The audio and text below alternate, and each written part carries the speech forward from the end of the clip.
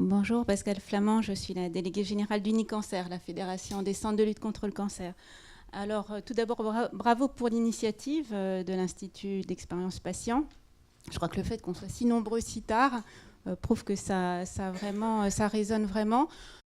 Mais là, vraiment, ce qui m'a beaucoup marqué, c'est ce côté très transversal avec la prise en considération par le biais, avec le regard expérience patient, de tous les aspects, en gros, de la vie dans un établissement, en démarrant par tout ce qui est immobilier, mobilier, parcours logistique, et puis après, on passe aux autres aspects.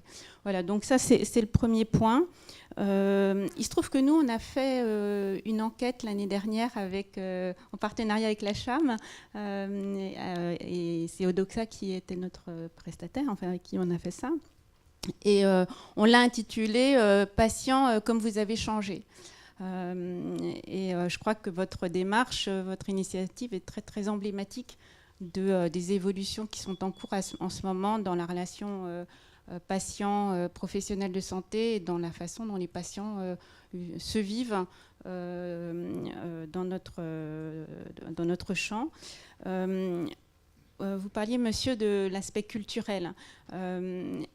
Tout à fait. Enfin, moi, parmi les enseignements qu'on a tirés de cette enquête, ce qui nous a beaucoup marqué, c'est qu'en fait, il y a encore 3/4. Alors, c'est une enquête, pardon, faite auprès de nos patients et puis de la population en général. Enfin, il y avait évidemment un échantillon.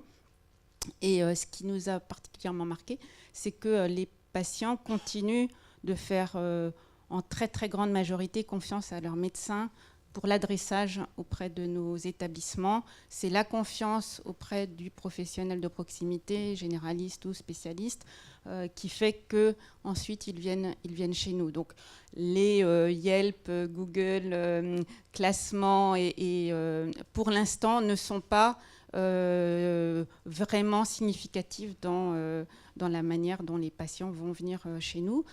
Après, ça peut changer. Peut-être que dans 5 ans, on ne dira pas la même chose.